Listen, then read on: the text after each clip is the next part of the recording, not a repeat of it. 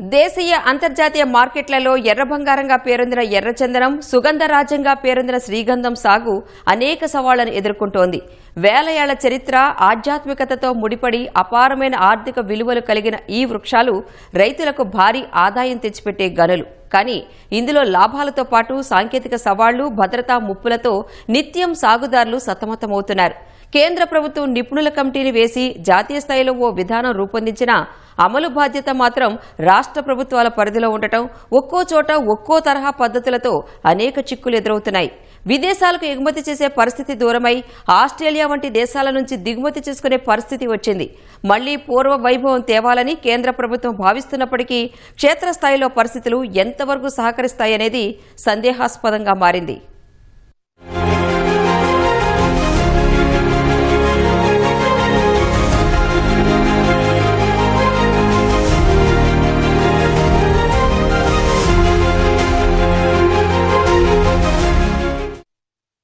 ప్రకృతి అందించిన విలువైన వనరులు ఎర్రచందనం, శ్రీగంధం. ఇవి భారతీయ సంస్కృతి, ఆధ్యాత్మికతతో కూడా ముడిపడి ఉన్నాయి. అయితే వీటి సాగుకు కష్టాలు తప్పడం లేదు. తెగుళ్లు, స్మగ్లింగ్, దొంగతనాలు వంటివి వీటిని పండించే రైతుల లాభాలకు గండి కొడుతున్నాయి. దేశవ్యాప్తంగా ప్రస్తుతం ఎర్రచందనం 20,000 ఎకరాలలో, శ్రీగంధం 90,000 ఎకరాలలో సాగవుతోంది. సుమారు 50,000 మంది రైతులు ఈ చెట్లను పెంచుతూ జీవనం సాగిస్తున్నారు. ప్రపంచవ్యాప్తంగా ఎర్రచందనం, శ్రీగంధానికి డిమాండ్ ఉన్న తరుణంలో వీటికి రక్షణ కరువైంది. దొంగతనాలు విచ్చలవిడిగా సాగుతున్నాయి. చెట్ల రక్షణ కోసం రైతులు తమ ఆదాయంలో 30% నుండి 50% వరకు సెక్యూరిటీ గార్డులు, సీసీ కెమెరాల కోసం ఖర్చు చేయాల్సి వస్తోంది. వీటితో పాటు స్పైక్ డిసీజ్ వంటి తెగుళ్లు సోకితే తోట మొత్తం నాశనమయ్యే ప్రమాదం ఉంది. వీటికి సరైన మందులు ఇంకా అందుబాటులోకి రాలేదు. అనుమతుల విషయంలో కూడా క్షేత్రస్థాయిలో రెడ్ టేపిజం రైతులకు ఇబ్బందిగా మారుతోంది.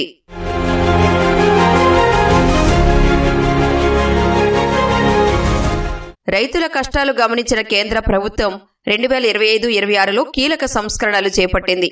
మాజీ ఆర్థిక కార్యదర్శి రతన్ పి వాటల్ నేతృత్వంలో ఓ కమిటీ వేసింది. ఆ కమిటీ సిఫార్సుల మేరకు లైసెన్సింగ్ ప్రక్రియ సరళీకరించాలని నిర్ణయించింది. జాతీయ గంధపు చెక్క బోర్డు ఏర్పాటు చేయాలని సిఫార్సు చేసింది. విదేశాల్లో గంధపు నూనెతో క్యాన్సర్ వంటి వ్యాధులకు మందులు తయారు చేస్తున్నారు. ఆ దిశగా మన దేశంలోనూ ప్రయత్నాలు జరుగుతున్నా ప్రయత్నాలు నెమ్మదిగా సాగుతున్నాయి. ఔషధ కంపెనీలు అడ్డుపడుతున్నాయనే విమర్శలు ఉన్నాయి. So earlier they were using sandalwood oil only for perfumes and fragrance, but now about 25% of the sandalwood oil is going for medicine, and especially for cancer. And I am an example. So I was a cancer patient. I think in 2019 when I was operated for prostate, the doctors advised me to go for chemotherapy and anti-cancerous injection. I said nothing doing. I will not do it. I have my own medicine. I started taking only sandalwood oil every day for 15 days. And then after 15 days I went to hospital for checkup.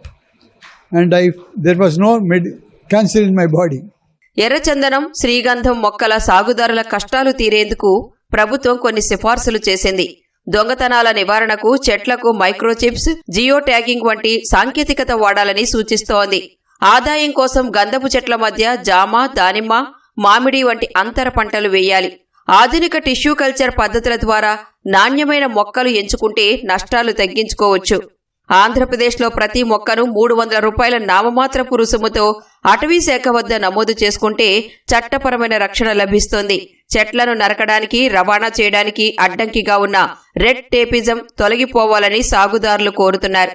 ఇక 2025-27 కాలానికి సాగు ద్వారా పెంచిన ఎర్రచందనం ఎగుమతి కోటాను 1,290 metric టన్నులకు పెంచారు.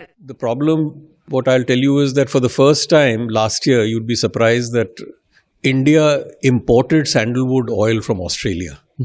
We normally associate sandalwood as something which is very Indian, which is very heritage. But the sandalwood or the fragrance industry has been undergoing some sort of a crisis, and therefore it is very important that we look at the reasons why this has happened. So some of the recommendations in our report is that we should look at the whole gamut of the policy structure which is encompassing this sector. అంతర్జాతీయ మార్కెట్లో శ్రీగంధం, hardwood, kilo 15,000 నుంచి 20,000 రూపాయల వరకు పలుకుతుండగా గంధపు నూనె ధర ఏకంగా 2 లక్షల రూపాయల వరకు ఉంటుంది. ఎకరాలో ఎర్రచందనం సాగు చేస్తే దాదాపు 10 కోట్ల వరకు రాబడి వచ్చే అవకాశం ఉందని అంచనా. జపాన్, చైనా వంటి దేశాల్లో సంగీత వాయిద్యాలు, విలాసవంతమైన ఫర్నిచర్ తయారీలో దీనికి విపరీతమైన డిమాండ్ ఉంది. విజయవాడలో ఇటీవల గంధం, ఎర్రచందనం సాగుదారుల సమాఖ్య ప్రత్యేక సమావేశం నిర్వహించింది. కేంద్ర ప్రభుత్వం నియమించిన కమిటీ ప్రతినిధులు సహా ఈ రంగంతో సంబంధం ఉన్న నిపుణులను ఆహ్వానించి తాజా పరిణామాలపై చర్చించి కొన్ని తీర్మానాలు చేసింది. వీటి ప్రకారం ఎర్రచందనం, శ్రీగంధం చోరీ కేసులను రాష్ట్రాల పరిధి నుంచి తీసేసి సిబిఐ పరిధిలోకి తీసుకువెళ్లాలి.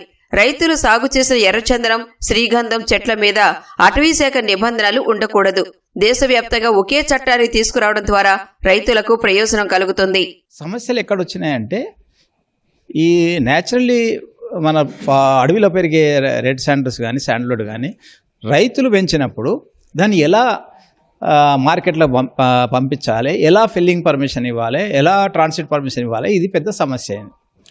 ఇంతకు మాట్లాడినట్టు డిఫరెంట్ రాష్ట్రాలలో మన act, Indian forest act central act అయినా కానీ మళ్ళీ డిఫరెంట్ 28 స్టేట్స్కి మళ్ళీ డిఫరెంట్ దాని కింద వాళ్ళకి తగినట్టు వాళ్ళు స్టేట్స్ ఇండియన్ ఫారెస్ట్ యాక్ట్ను కొంచెం మాడిఫై చేసుకున్నారు. సో దానివల్ల ఒక స్టేట్లో 5 కిలోలు మనం పొజెస్ చేసుకొని ఉంటే అక్కడ అది అఫెన్స్ కాదు, అంటే తప్పు కాదు.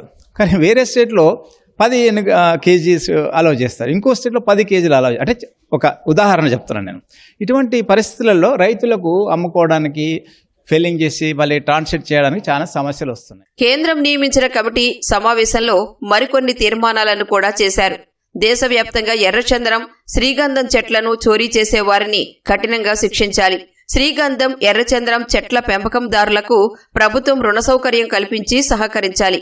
ఈ చెట్ల పెంపకంపై రైతుల్లో అవగాహన కోసం సదస్సులు నిర్వహించాలి. కేంద్ర ప్రభుత్వం పరిశోధన, అభివృద్ధిని మరింతగా చేయాలి.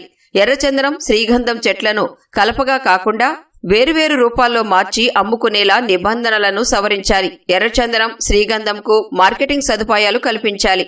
After the independence, with the absolute corruption and non-involvement of the forest departments, involvement of the politicians, and encouraging the smugglers, by 1960 totally wiped out. There is absolutely not a kilo of sandalwood produced in the forest. Still, the forest departments maintain that outdated antique laws. They say, you should not do this, you should not do that. దేశవ్యాప్తంగా చందనం సాగు ప్రధానంగా దక్షిణ రాష్ట్రాల్లో కేంద్రీకృతమై ఉంది. శ్రీగంధం కర్ణాటక, తమిళనాడు రాష్ట్రాల్లో అధికంగా పెంచుతారు. ప్రస్తుతం ఆంధ్రప్రదేశ్, తెలంగాణ, గుజరాత్, మహారాష్ట్రలో కూడా రైతులు దీనిని విరివిగా సాగు చేస్తున్నారు. ఇక ఎర్రచందనం విషయానికి వస్తే ప్రపంచంలో మరెక్కడా లేని విధంగా కేవలం ఆంధ్రప్రదేశ్లోని శేషాచలం, వెలుగొండ, పాలకొండ అడవుల్లోనే సహజ సిద్ధంగా పెరుగుతుంది. ప్రస్తుతం తమిళనాడు, కర్ణాటకలోని కొన్ని ప్రాంతాల్లో కూడా దీని సాగు కొనసాగుతోంది. తాజా గణాంకాల ప్రకారం అంతర్జాతీయ మార్కెట్లో భారతీయ చందనానికి సాటిలేని నాణ్యత ఉంది. ముఖ్యంగా చైనా, జపాన్ వంటి దేశాల్లో వీటికి గిరాకీ అధికం. If it is considered as farm produce, it is a great benefit to the farmer because there is no relation between the forest produce and the farm produce. So from this point of view, it is high time government defreezes all the regulations. It may be Indian Forest Act 1927, which is 98-year-old act that has been imposed on the farmers.